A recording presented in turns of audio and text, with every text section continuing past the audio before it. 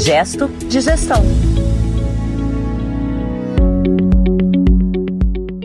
Olá, tudo bem aí com você? Espero que sim. Eu sou Alexandre Lupe e essa é mais uma edição do Gesto de Gestão, o podcast da administração de escritórios de advocacia, iniciativa do André Porto Alegre, jornalista, especialista em gestão legal, que me deu aí o presente de esses dias vir gravar aqui no nosso estúdio aqui na Compasso. Que bacana, André.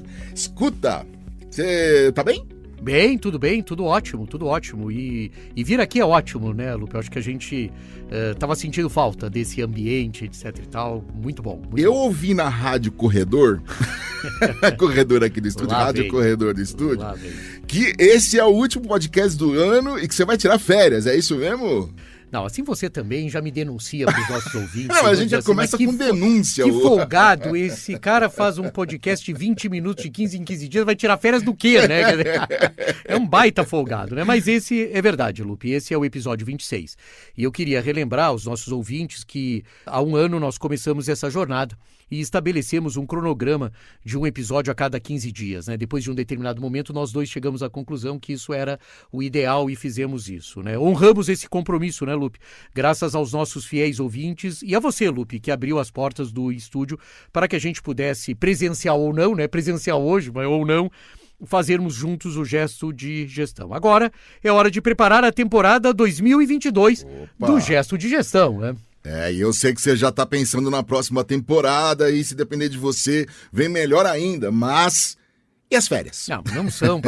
Você insiste em me deixar em maus lençóis com os nossos ouvintes. Não são propriamente férias, Lupe, mas durante o mês de janeiro nós temos uma ideia, na realidade, que é nós vamos interromper os episódios inéditos, né, para podermos renovar as fontes de informações da gestão legal no Brasil e no mundo. E preparar a segunda temporada ainda mais informativa e analítica para aqueles que genuinamente e gentilmente, né, gentilmente nos acompanham. A ideia, Lupe, é a gente verificar, e eu sei que nós dois temos uma preocupação sobre isso, sobre esse formato, etc e tal, e a questão inclusive de fontes, né? A gente tem, você sabe, você participa disso, nós temos fontes internacionais, esse é o jeitão do Gesto de Gestão, que é você trazer informações e a partir das informações internacionais adaptar a administração dos escritórios de advocacia brasileiros, né? Que são muitos e muito relevantes. Então acho que assim, esse tempo vai ser um pouco de pesquisa, né? Nós esse ano, nessa primeira temporada, focamos muito nas informações dos Estados Unidos, né? A gente sabe que existem informações da Europa também que são bastante pertinentes. Agora, tomara, né, com a pandemia mais, enfim, com todos os cuidados, mas com a pandemia mais controlada, a gente consiga, inclusive, ter... E retomar, né, Lupe, uma coisa que é curiosa, desculpa eu estar me estendendo com isso, Imagina. Que é as viagens internacionais, né? É muito curioso porque... O Gesto de Gestão surgiu já na pandemia, né? E nós que fazíamos incursões aí internacionais sob o ponto de vista de verificar o que estava acontecendo fora do Brasil in loco, nós fomos privados disso durante esse tempo todo, né? Então a ideia é fazer efetivamente um planejamento interessante para a segunda temporada. Eu acho chiquérrimo falar isso de segunda temporada. Mas e vai ter, inclusive, a gente vai mudar mesmo até a cara plástica. Ai, meu Deus, vai dar trabalho. Vai dar vinheta nova. Pronto, pronto. Terminaram minhas férias. Não, você viu que a férias era só brincadeira, porque a gente vai trabalhar bastante aí. Tá certo. Agora, André, bora pro nosso assunto de hoje. O que você preparou pra gente? Bom, eu tô resgatando, né, porque há 20 anos, em 2000, os 50 maiores escritórios de advocacia dos Estados Unidos contribuíram com 52% da receita total das 200 maiores bancas. Então, vamos lá. Vamos fazer, porque chega muito número, né? Em 2000, Lupe, 52% da receita total estava concentrada em 50 grandes escritórios americanos. Passa-se 20 anos, né? Em 2020, os 50 maiores escritórios representam 62%. Olha que fenômeno de concentração, tá certo? Quer dizer, a gente aumenta a concentração. O mercado ainda é grande, ele é pulverizado, mas sob o ponto de vista de receita, ele é concentrado, né? Enquanto o restante das 150 empresas que compõem a lista de 200 maiores escritórios respondeu por 38%. os escritórios de elite, Lupe, e mais lucrativo, que são chamados de os Big Law, avançaram ainda mais em uma dinâmica que foi exacerbada, que foi reforçada exatamente pela pandemia. Olha as Big Law aí, gente. O Lupe adora as Big Law. Eu sucessivamente, né, Lupe, a gente tem falado. Elas são muito relevantes mesmo, Sim, são muito relevantes, são escritórios que realmente fazem a diferença e que estão sinalizando essa concentração. O topo do mercado está se distanciando, capturando ainda mais trabalho e eles, curiosamente, Lupe, isso é uma coisa interessante e serve muito para o mercado brasileiro, eles são insensíveis ao preço no processo, né? No processo de contratação, essas Big Laws não sentem a questão de preço. O que significa dizer isso? Não precisam diminuir os seus valores, o seu pricing para conquistarem clientes. Então, esse é um fenômeno interessante e esse é um fenômeno que eu trago porque, primeiro, temos um aumento da concentração e essa concentração, ou seja, do seu ponto de vista de faturamento, nós temos 62% do faturamento em 50 empresas entre as 200, 62%, os outros 38% estão pulverizados em 150 e esses 50 escritórios não sentem o impacto. Ou seja, o cliente quando contrata não reclama do preço, sabe? Vamos falar português claro. É exatamente isso. Ou seja, você para conquistar cliente não precisa mudar a sua composição de preço. Essa é uma consideração que o Jim Cotterman, consultor da Altman Whale, que é uma grande consultoria de escritórios de advocacia nos Estados Unidos, ele fala que a participação de mercado combinada com a eficiência do trabalho remoto acelerou o crescimento das receitas e ajudou esses escritórios, ou seja, esses 50 escritórios, a financiarem aumentos salariais e bônus cada vez maiores para os melhores e mais brilhantes jovens advogados. Se eu não me engano, falamos sobre jovens advogados no episódio 24, algumas semanas atrás. No 24, né? É isso aí. Exatamente. A gente falava sobre jovens advogados. Então, segundo Cotterman, essas empresas conseguiram, quer dizer, elas se retroalimentam. Elas têm maior receita, com isso elas pagam maiores remunerações, com isso elas pagam maiores bônus, com isso elas atraem e retêm os melhores jovens advogados. Para Cotterman, a regra básica é que se você pode pagar pelo talento, depende de quando você pode cobrar dos clientes por esse talento. Então essa é uma lógica, né, interessante, que é quase que, eu vou usar um termo aqui, correndo atrás do rabo, né? Na realidade você está sempre. Então esses escritórios tendem a concentrar porque eles podem pagar mais porque conseguem cobrar mais. Essa regra é uma vantagem para os escritórios de elite e um fator limitante para quase todos as outras bancas de advocacia. Olha que coisa interessante. Por isso, viu, Lupe, que o nome desse episódio é O Fosso da Advocacia, porque começa a haver um distanciamento cada vez maior nesse processo de concentração de atividade entre as Big Laws que você gosta bastante, Lupe. Você falou sobre pandemia também, André, e além de toda a influência em diversas áreas, nesse aspecto, os escritórios de advocacia, a pandemia influiu? Sim, Lupe, durante a pandemia, os escritórios de elite da advocacia americana representaram para os clientes uma opção segura para os grandes clientes. Então, uma situação um pouco parecida com aquela de que dinheiro chama dinheiro, né? Quer dizer, você tinha os grandes escritórios atraindo os grandes clientes. Muitos analistas reputam essa situação a capacidade de recrutamento e contratação de talento que essas bancas possuem. Isso é uma questão curiosa, porque como a gente está trabalhando, nós não estamos falando de uma fábrica, né? Então nós não temos insumos, não temos bens de capital, nós estamos falando de talentos. Esse é o grande ativo das empresas. Aquelas que têm condições de contratar os melhores ativos são aquelas que têm condição de atrair os melhores clientes, as que têm condição de não impactar, já falamos sobre isso, o preço dessa contratação. Esse crescimento dessa segmentação dentro da segmentação já estava acontecendo antes da pandemia, mas há analistas que avaliam que isso se exacerbou, né? Que isso, de uma certa maneira, cresceu durante a pandemia. Não sei se a gente chegou a comentar sobre isso, Lupe, mas uma das ideias é que isso poderia acontecer mesmo porque você não teria condições dos pequenos e médios escritórios sobreviverem. Havia uma ideia sobre isso. Para exemplificar o processo de concentração dos escritórios nos Estados Unidos, Lupe, toma-se, por exemplo, que no ano de 2015 a diferença entre a primeira e a 10ª banca de advogados com maior receita, 920 milhões de dólares, né, que era a diferença, que era entre o Norton Rose Fulbright, que era o 10º colocado, e o Latham Watkins, né, que era o primeiro. Isso em 2015. A diferença entre esses dois, primeiro e 10º, era de 920 milhões. Em 2020, esse número salta para casa de 2 bilhões e 600 milhões. Entre o 10º, que é o Jones Day, e o primeiro, que hoje em dia é o Kirkland & Ellis, né? O Kirkland & Ellis, eu sempre gosto de dizer que ele tem um faturamento de 4.800, então eu acho isso muito interessante. O 10º, que é o Jones Day, que é um grande escritório com atuação também internacional, que é o 10º, está aí com uma diferença de 2,6 bilhões. Então, em 5 anos, você sai de 920 milhões de dólares para uma diferença de 2,6 bilhões.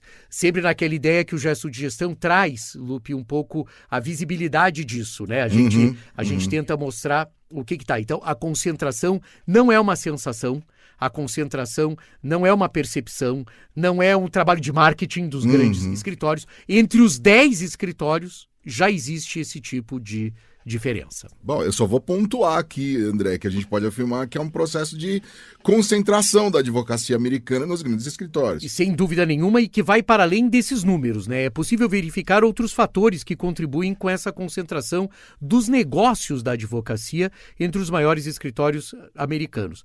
O que é chamado aí, a gente chama de a corrida armamentista, né? Há hoje uma movimentação no mercado, chamada pelos americanos de corrida armamentista, cada vez mais gritante por talentos, né? Várias centenas de escritórios de advocacia promovendo expansão por meio de fusões também. Então, 2 aspectos aqui, né? Eu acho que faltou uma vírgula na minha fala, né? O primeiro é exatamente isso que a gente chama de corrida armamentista, ou seja, talento sendo disputado. Houve agora, recentemente, um aumento, inclusive, na remuneração de associados recém-formados nos Estados Unidos, remunerações anuais em patamares que nunca tinham sido vistos antes, e quando um escritório se movimenta nesse sentido, os outros escritórios, para reter os seus talentos e atrair para aquelas áreas que necessitam se movimentar nesse sentido também. Há também um movimento de expansão por meio de fusões e aquisições, ou seja, escritórios se juntando, né? Então, estruturas menores, e isso é um processo de concentração. Você deixa de ter um menor para ter um maior.